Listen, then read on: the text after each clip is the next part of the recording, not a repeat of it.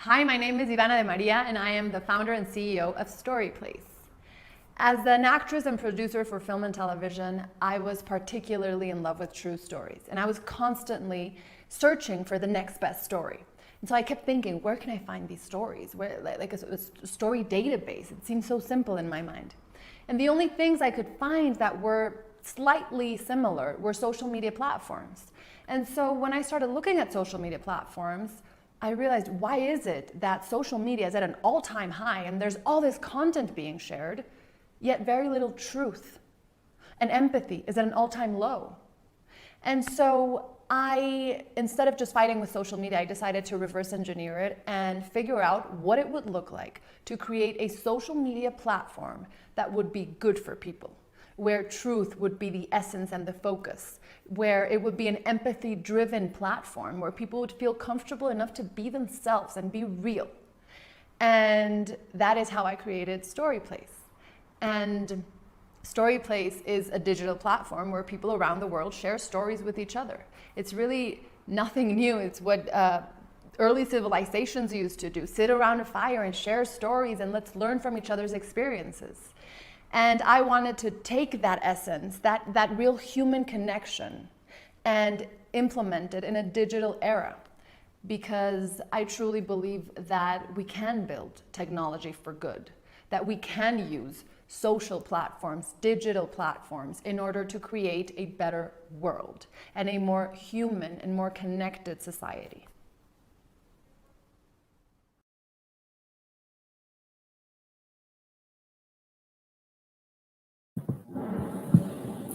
I love that.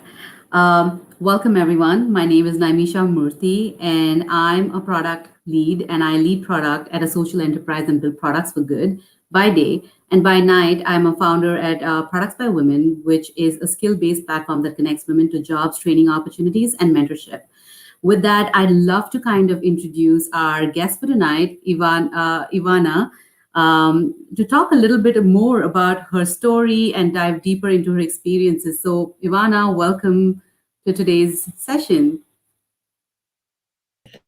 Thank you. Thank you so much. That was, I didn't know that you were going to play that video. It's incredible. I mean, honestly, I have goosebumps, and, I love that. And, I actually really wanted to start this chat by like kind of putting it out there that you are an actress, a producer, a writer, and now a tech entrepreneur. Like, can you talk a little bit about your story? And you've kind of spoken about how this came about, but what inspires you to be the person that you are today? That is a great question. I mean, definitely stories inspire me. And I was actually just talking to, it's so funny, but about an hour ago, I got a call from one of the first people who I ever spoke to about StoryPlace. And I asked them what they remember being the first times that I spoke about it. Because I've been trying very hard these past weeks to reconnect to the origin of StoryPlace, right? And so your question, my whole life, it's been about meeting people who tell me a story that changes my life. That's essentially what has inspired me, like meeting somebody or having an unexpected conversation in a coffee shop. And then suddenly this person shares a story that they might not even think is relevant to me. And suddenly that story became so relevant to me. It inspired me in so many ways. And it, it changes your course. And so I truly believe that we inspire each other and we create together through each other's stories. And so what inspired me to create StoryPlace is listening to so many incredible stories and thinking, oh my God, more people need to hear this story, or that fear of what if this story goes untold? So yeah. No, thank you for sharing that. I actually want to take you back now that you're talking about going back to the origins of Story Place. I want to take you back to where you started and talk about when was that moment when you actually sat down? Were you at a restaurant? Were you at home? And what did those initial days really look like? Were you kind of, prototyping at the back of your, like a napkin or, a book? How did it come about? And, also you spoke about empathy. How did you really kind of make that the basis of the product that you created? And what did the initial MVP really look like? So I remember that one of the first times that I remember thinking about it was because I was traveling with my boyfriend at the time, now fiance, but we were traveling and we like to travel and get lost and meet strangers and so we were going on a trip and he loves to surf. And so we were going to find the perfect hidden wave in Baja, right? He read it somewhere. We didn't know where this was. So we started driving and driving. And then we went into these mountains and the sun was going down and we were lost and there was no waves. And then suddenly we saw this little tiny house with a light. And I said, oh, I really need to use the restroom. So I'm going to go ask him. And he said, okay, I'll try to find, some direction while you're there. And so I knock on this house and the door opens. And at first, when I saw this, I was scared. Like, I'm in Mexico and I'm from Mexico. And still I was like, you don't just go knocking on people's doors in the middle of nowhere. And so I knocked on this door and he opens the door and this smell of fresh tortilla came out. And I remember so well because I was starving. And so I went in there. I said, could I use your restroom? And he said, yeah, of course. And when I came out, he saw me like obsessing over this tortilla. And he said, would you like one? Like, you can take it. And so I took it and I came out and my boyfriend was like, where did you get that? And I said, well, this man, he offered me a tortilla. And then this guy came out and said, would you two look lost? Would you like to come in for dinner? And we said, what? And he said, you're crazy. We're not going to go for dinner. And he's like, yeah, well, we were starving. And so I said, sure. And we got him there. And long story short, we sat and had the most incredible dinner that he was preparing from the fish he had just caught. And he was watching The Great Gatsby. And we sat down and for about 2 hours had the most incredible conversations and heard this man's stories. He had so many stories and he was the happiest man I've ever met. And so I remember leaving there thinking, this man just became my spirit animal. And yet who is going to ever learn about his stories? He's in the middle of nowhere. Like, what are the chances of his stories getting to more people? And I remember we were talking about this and I said, there needs to be something like people, like, I'm not saying that you use social media, but you or I or other people that use technology, we need to use our platforms to give voice to these stories. And so that was one of the first times that this started, being like a seed in the conversation. And then I started dreaming about it because I dream a lot. And I started dreaming about all these stories that I would find that would change my life. And then I took a notebook and I said, okay, I have no idea how to make an app. I have no idea anything about technology. I mean, I'm tech savvy because of my generation. I'm not like, that's about it. And so I took a notebook and I started drawing, rectangles basically, and being like, okay, this is a phone screen. What would I see there? I mean, this was an app that I wanted to use, right? So how would I imagine? And said, okay, well, you open it and there's these buttons. And then when you click on this and then like arrows and more squares. And I just made a mess on these pages that I actually posted on my Instagram recently. Because I found them, but they were just all these pages with squares and arrows and scribbles and just made no sense to anyone but me. And then I found out that these pages had a name and it was wireframes. And I was like, what? But it was really just logic initially. I didn't know I was doing anything real. That's incredible. I mean, it's such a perfect methodology in kind of building out something so scrappy and like working with the perfect way of like a lean methodology of building something out. Um, Talk to us a little bit about who like how did you kind of take those wireframes and actually get it to a working product, and what was your process there? Yeah. And also kind of maybe perhaps talk a little bit about the initial team and how you scale it from that idea to what it is today. I mean, it's incredible. You have some amazing traction and you've scaled it to so many different countries. Thank you. The initial team was me. um, I mean, me and anyone who was willing to listen, to be honest. But it really was me, and I was, I had no idea anything about an app other than I used them. But that was actually more than I like. That was enough because I understood from the user's point of view what what was comfortable, what wasn't, Mhm. and all these things that have fancy terms like screen real estate or whatever.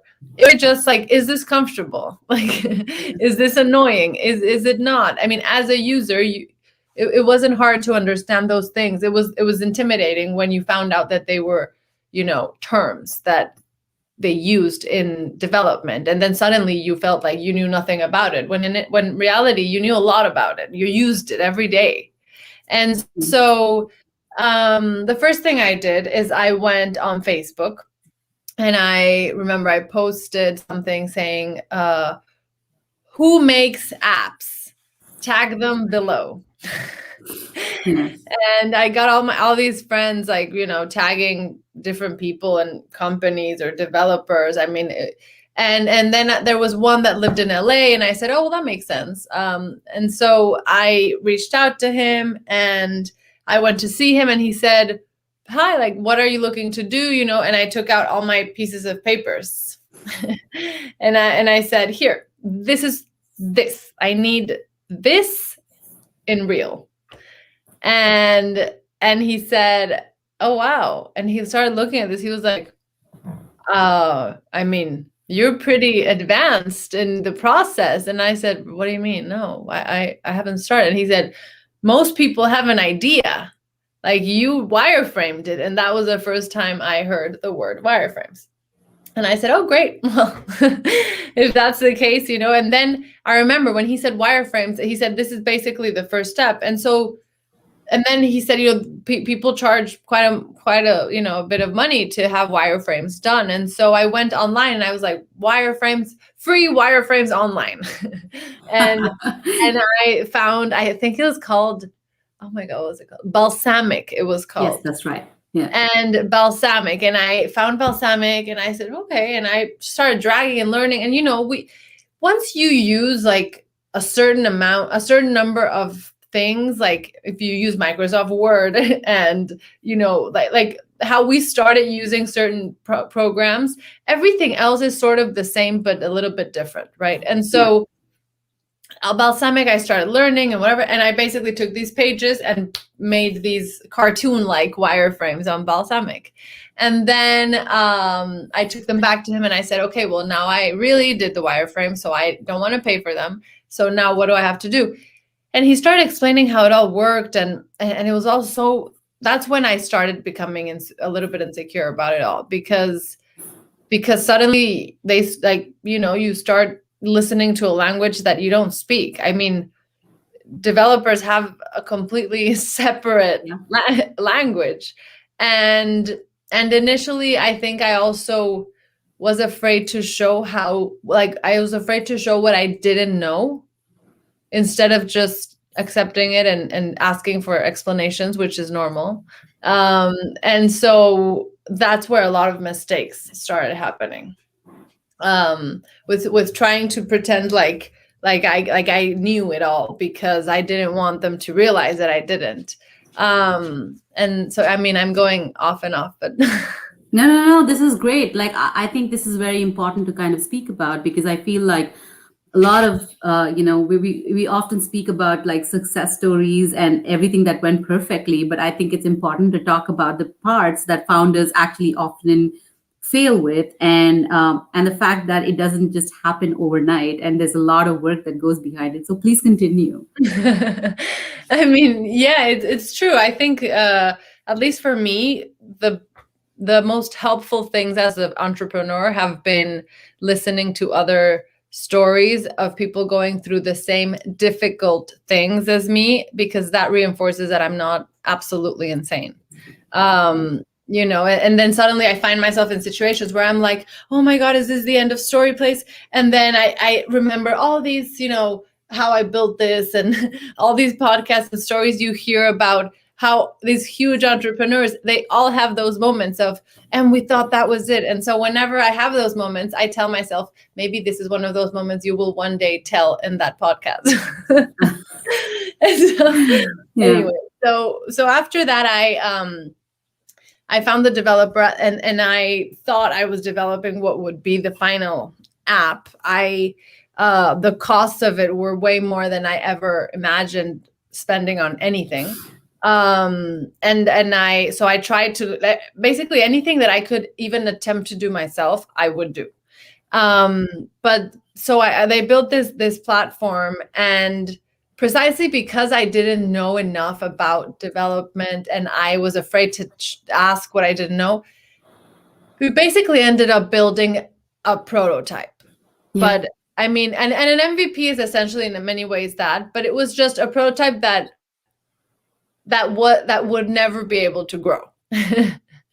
And so it was an MVP that I basically would have had to redo all over again if I was successful at it, which makes no sense. And so then I changed developers like 3-4 times. It was crazy. And more than anything, because how was I supposed to know what a good developer even looked like? It's not like there's ratings of any sort or things. It's honestly just people work differently. People work in different ways. They prefer different programs. Some people tell you this program is amazing, this one is terrible.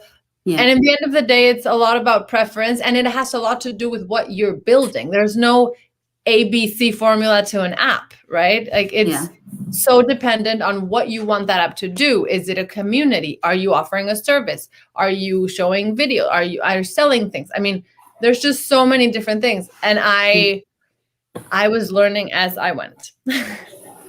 That is incredible. And you briefly touched upon the fact that you were bootstrapping this entire thing, kind of jumping and rolling up your sleeves as needed and working on things yourself. But how did you kind of manage that piece? Because development can be quite expensive. Were you bootstrapping it entirely? Did you kind of raise any friends and family? What's a good starting point? Do you have any advice for entrepreneurs in the early stages? I think that it's really dependent on each person's situation. For sure, I bootstrapped the first part of it entirely. And I had people think actresses make a lot of money. It's not true. You genuinely have most of the year you don't have a job unless you suddenly made it. But the point is, I was also simultaneously trying to start my acting career. And so it was insane. But at the same time, there was something very valuable about putting my money where my mouth was. There was something. I remember the first expense I had of StoryPlace was the domain. And it was so ridiculous because oh my God, it was such a funny moment. But it took me forever to buy this domain because it was so expensive, and I couldn't believe a domain would cost that much. And I was looking at it, and I remember saying, okay, I'm going to do this, and this is going to mean that now this is real, and now there's no turning back because, there's no way I can let this money go to waste and whatever. And then when I purchased it, I thought somehow that now I owned the name, which is not true. You own the domain, but you don't know the trademark to the name. And so I started learning all these little things along the way.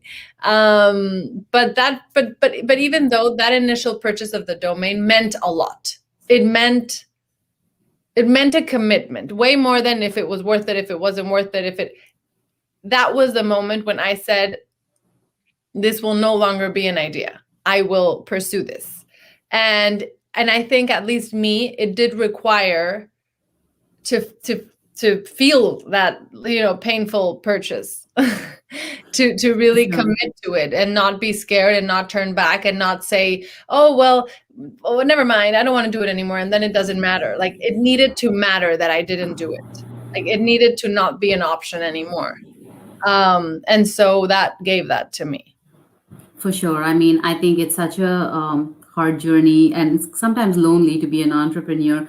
So, while you were going through this entire journey to up until today, and I think it'll, it's never complete, but were there any like mentors and coaches that you kind of often turn to and kind of had those brainstorming sessions, or, were accountable to in terms of outcomes or any of that as you were going along and building the product itself? A story, Yeah, please? many. I mean, I made a point of meeting everyone. Anyone who would give me their time, I would meet. And I made a point of meeting people just for the sake of meeting. And that became the most valuable thing that I could possibly do for myself and for my business. Because many times you meet somebody, and most of the time I would dare to say there's something specific involved. There's a purpose for the meeting. There's an objective. There's something. I'm not saying like you're trying to get something from someone. No, it's not like in a bad way. It's just there's a transaction of some sort or an exchange that is expected. And I started meeting people precisely with the intention of not having that intention, because I just wanted to create relationships and I wanted to learn from people, not what I wanted to ask them, but what they wanted to tell me. And so I started just going, if somebody would say, oh, I have a friend that you would love, I'd be like, set it up. And be like, oh, okay. And I was like, yeah, give them my number. Let's do it. And sometimes it was annoying. Sometimes I didn't want to go because, it's not like it's sometimes it's uncomfortable or whatever. But every single time I have done it, and I still do it all the time, I absolutely love it. And the best relationships have come from it. And the best business partnerships have come from it. Opportunities. I mean, I think that it's important for people to give themselves the chance to meet for the sake of meeting, because nobody does it anymore. So well said. And I think, some of my best partnerships, like you mentioned, or best ideas even have arisen from just meeting people or having those either potential user interviews, as you call it in the tech world, but like just meeting people and kind of asking them, what are some impediments? What are some blockers in kind of getting you to the next level? How can we help you? Yeah, exactly. I mean, even sometimes mentors become people that don't even know you. You hear a story, you hear a podcast, you hear an interview, and suddenly they say something that sparks something or changes something, and you don't even need to be in the same profession as that person for that to happen. And I mean, of course, as well, there were people, and like I said, when I started realizing the value of admitting what I didn't know, that was so incredible. And also just you could breathe suddenly, because this imposter syndrome that I was feeling all the time, I suddenly was like, if I was in a conversation with a developer and he would say something, I'd be like, I don't know what you're saying. Can you explain it to me? Well, this. I was like, no, I don't know. What is it? What does this involve? And finally, I started understanding it. And so admitting what I didn't know also involved reaching out to people who did, experts or somebody who had gone through it or whatever it was, and asking questions and asking advice. And I think people love giving advice. Absolutely. Yeah, no, this is very useful. So, Ivana, what's one thing you wish you'd done differently?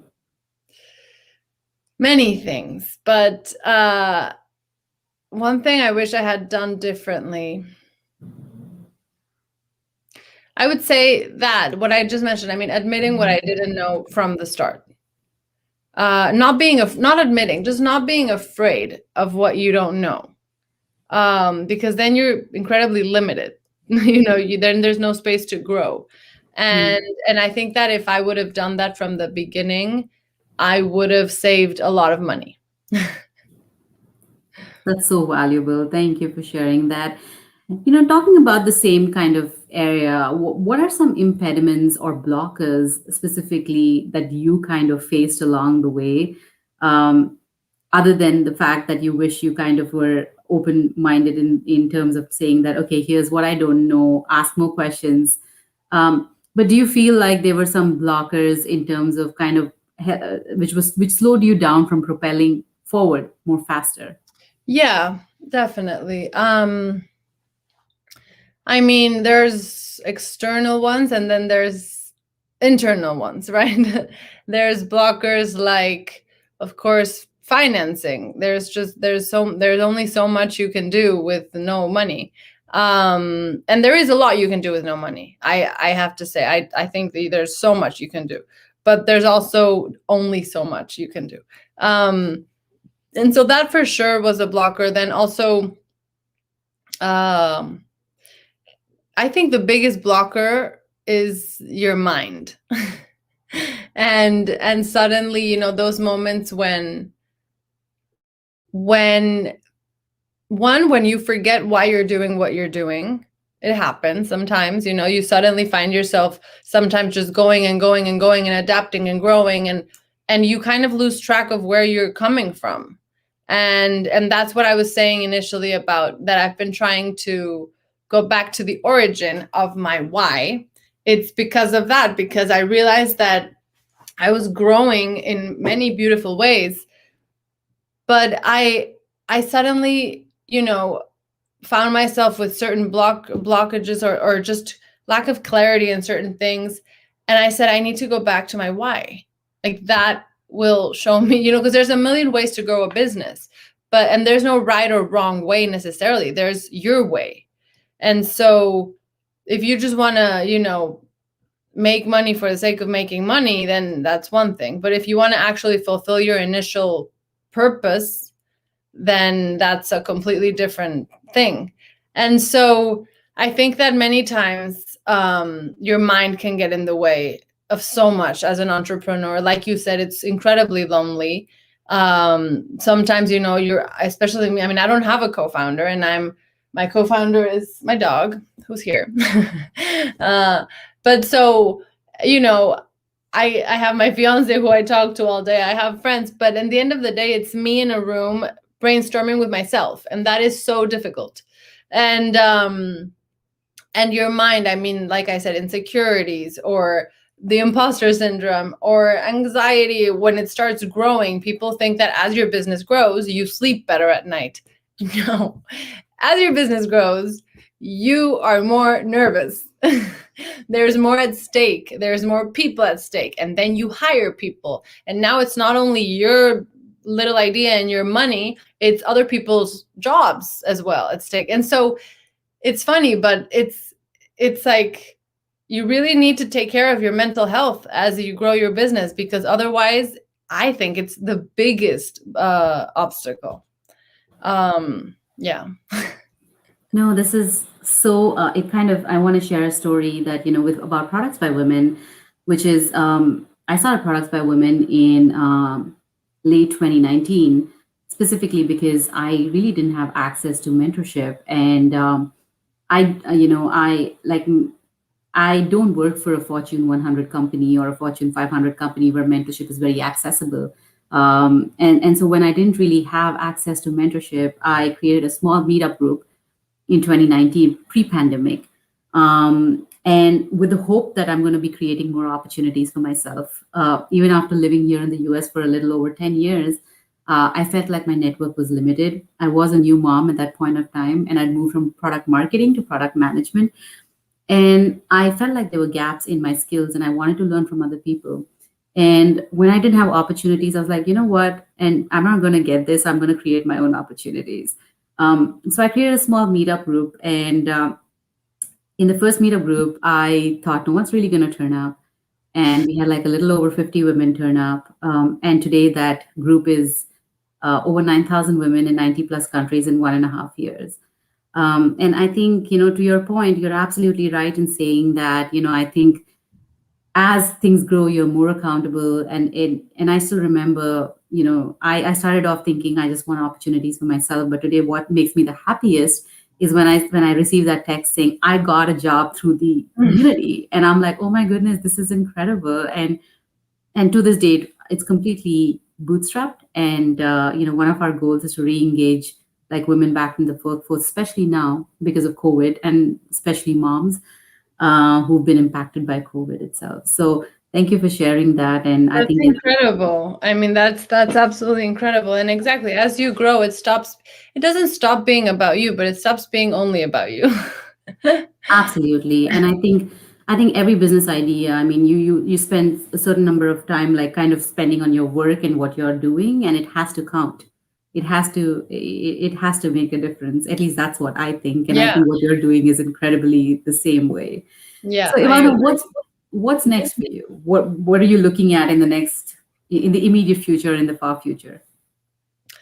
Um, I know you're getting married soon, so I congratulations. know. Thank you. I'm getting married next year, early next year, hopefully.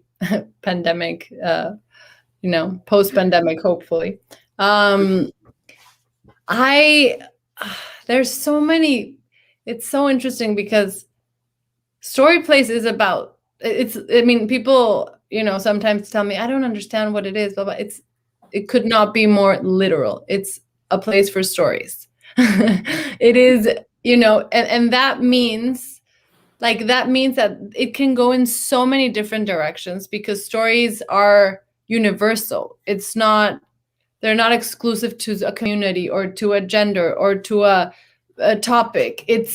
Stories are truly universal. They can be about everything. One of the funniest things, my boyfriend always tells me that I have this capacity to make story plays about whoever it is I'm talking to. Yeah. And I said, well, it's not that I make it be, it's that you tell me what I do and I'll tell you how stories are affecting your life every day. I mean, every single person is made up of stories, every single industry, product, marketing, Yep. everything, education. And so the point is that the reason why I wanted to go back to my origins was because I realized that there were endless opportunities, possibilities of where to take StoryPlace. And I couldn't figure out what the right one was. Or the right order of it was, because there was just all this potential and it's like, well, because it's a potential, then do you have to do it? Yeah. Or is it about, and so I kept, you can't do it all at the same time as well. And so I was trying to figure out precisely the question of what's next. And that's why I decided to go back to the origin and remember the why. And that has given me so much clarity. And now with StoryPlace, it's such an exciting path as we grow, because now it's not only that people are sharing stories, but people are now turning their stories into treatments. And a treatment, for those who are not in the entertainment industry, a treatment is a step before a script. And it's usually how people pitch stories in entertainment. You send a treatment to someone. You don't send a script, or so many times there isn't a script. You send a treatment, which is a story idea, and then if they like it, they hire you to write a script, right? Oh, wow. And so nowadays, most projects have story by and written by. It's two separate titles. And so when I saw this, I was like, see, we talk about the lack of diversity in Hollywood and how entertainment is also an education tool and all these different things. But the reason is because the only stories that are being told are coming from screenwriters. And screenwriters are such a small percentage of the population, tiny. Yeah. And so I wanted to find a way for anyone to be able to tell their stories on screens.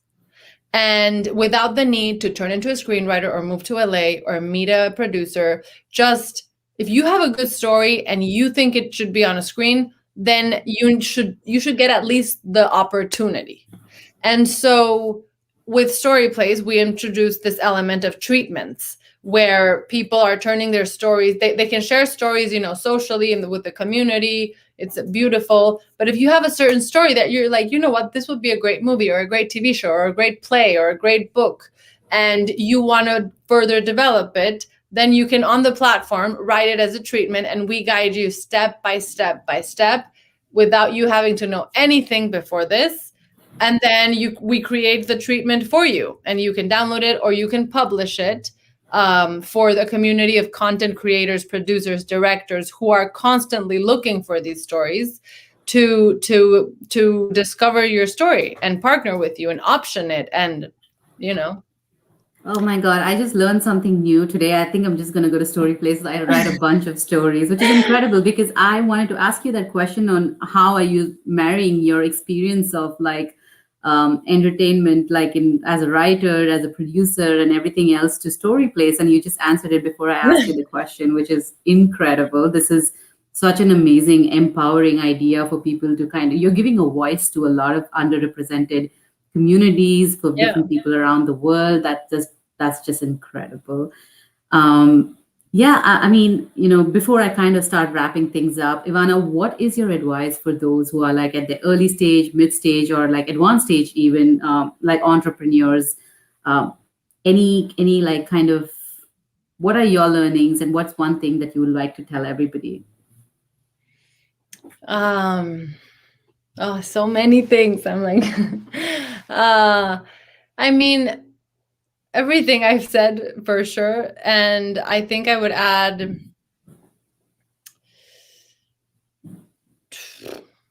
just to try. Many times we get stuck because we get stuck with an idea and it stays as an idea. And I think that the most frustrated people I have met, like frustrated, truly frustrated, have been people who had an idea and never did anything with it. And I think that it is such a shame because if you try and it doesn't work, or I think that that's easier to live with than the previous one. And I think that, if you have an idea, you don't need to know every single step of the way what's going to happen from its birth until its death. Like all you have to know is the first step. And I think that once you break it down like that, it's very easy. That typical like 0 to 1 moment, that is the most difficult one because that's the one that involves you believing in yourself. But from then forward, you can figure out with logic many things. You can find out things online, anything, literally any question you have, you can find it online. If you need an expert, there are a million experts online. If you don't know how to do something, there's all these platforms that can help you build it. So we're really living at a time where there is no excuse. If you're not, pursuing your idea in some way, shape, or form, then it has more to do with your belief in yourself than with your ability to do so. Love that. Ivana, I think one thing that I really admire about everything that you've done and what you've said is the fact that you don't come from any sort of technical, training or agile methodologies or anything else that you've learned along the way. Everything has been pretty practical, and and if you actually think about it, and the way you said, it's also practical. It comes naturally. Like, okay, I've prototyped. Now, what's next? And what's next? If you start breaking it down to what comes intuitively to a person as a next step, it's pretty logical. So you're absolutely right in saying that just start and then everything else follows. That's awesome. And so Ivana, what's are you currently kind of expanding StoryPlace? Are you hiring? Are you? I had a moment these past the past year now, pandemic, where when the pandemic started, I was raising investment. I was raising a seed round. And then the pandemic happened, and obviously all of that was put on hold. And then it made me question everything about everything, Yeah. including StoryPlace. But so I, I've been bootstrapping same until now, Yeah. and a little bit of friends and family as well. And now I'm at the point where I have so much more clarity about this path that I'm telling you about, democratizing the entertainment industry as well through StoryPlace and building this community, and that I am much more ready than I was a year ago to now approach, financing options. I realized, for example, the kind of investment I wanted. You can get money in a lot of places, but what kind of money do you want? What kind of investment do you want? What kind of people do you want involved with your company? And so now I feel incredibly ready to take that step and really be specific in what I'm looking for. And so raising investment, the right investment, growing StoryPlace in the right ways, and the right ways that are right for me, right? Because a lot of people won't agree. Yeah. And yeah, I mean, continuing the growth, and also, you plan a lot of things, but you learn more about how people use it. And so you always need to have that flexibility of listening to the people at your party and Yeah. listening to what they want and what they like and what they don't like. And maybe Yeah. that changes the plans that you initially had, but your users and your customers are they're part of your company. Yeah. So yeah. So incredible. And Ivana, I do want to be mindful of time. So how can anybody connect with you if they have questions for you? They have, like, I don't know, any questions that they want to just kind of connect with you. Is it on Yeah, of Instagram? Is it on course. LinkedIn? Where? Yes, you can find me on Instagram at Ivana Maria. I see they put it on that beautiful little banner. Ivana Maria. Yeah. On Twitter, it's Ivana De Maria. You can find StoryPlace on Instagram and Twitter as at my StoryPlace. You can go on storyplace.com, and that is the platform. You don't even need an account to use it. And you can email me as well. You can find me at ivana@storyplace.com. I'm very reachable. So Awesome. Thank you so much. Any parting words? Thank you so much for your time. This has been such a inspiring learning opportunity for me as well. And I'm so inspired by everything that you do. And I'd love, like, I know we're speaking that we're going to be connecting offline, but thank you so much for your time, Ivana. likewise, I am also inspired by you and by this whole event. And this was such a great conversation. Thank you. Thank you so much. Have a great night. You too. Bye. How you ask is important. With Typeform, it's everything. If you're lazy or got better things to do, pick a template and get on with your day. Ask any kind of question you want, because business doesn't have to mean business as usual. That means you can make it brainy and efficient, or silly and fun. Your Typeform, your rules. Make every interaction count from start to send. You can keep things simple and tidy if you want, or use the image gallery and look for eye candy. When others zig, you zag. Connect Typeform straight into your workflow and save your future self some headache. When you're done, just share the link or embed it into your site without writing a single line of code. With Typeform, you can pick someone's brain and look like a pro. It's easy to use and free to get started.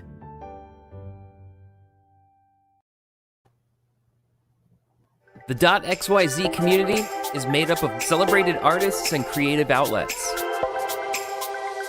acclaimed entertainers and designers, award-winning professionals and industry leaders, game-changing communities and organizations, and forward-thinking businesses discovering tomorrow's next big breakthroughs. The word is out, and the world is spoken. .xyz is the domain for the next generation.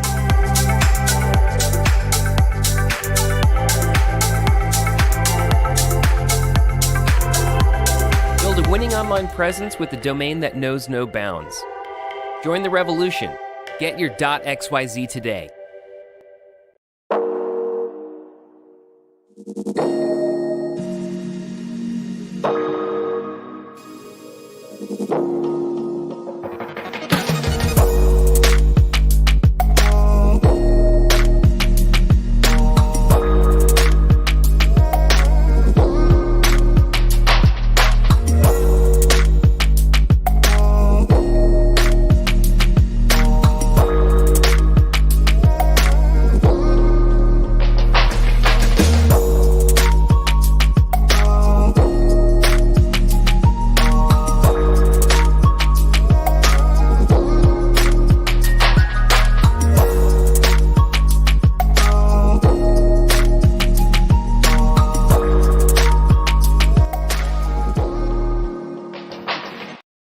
A stronger relationship with my customers means better business, but it's hard with just email and a website to have a human connection. So that's why I want to show you Video Ask. Video Ask is a new way to engage with people through interactive video conversations, like this one. You just record yourself like I did, then you share it as a link or embed it on your website. People can respond with video or audio, or you can give them options to choose from. For example, hi there, nice to meet you. What's your name? Hi, I'm Tim. Awesome. Now I can follow up with another pre-recorded question. What's your role? I'm a product marketer. I'm a product marketer. When someone answers, their response goes straight to the Video Ask inbox. And the audio is transcribed so you can search for it later. I'm a product marketer. And when I want to carry on the conversation, I can easily reply with a Video Ask. Hi, Tim. You can also start a follow-up Video Ask with any of your respondents and keep the conversation going asynchronously. You can use it to qualify leads, collect testimonials, for recruitment, and much more. So that's Video Ask. Want to try it out?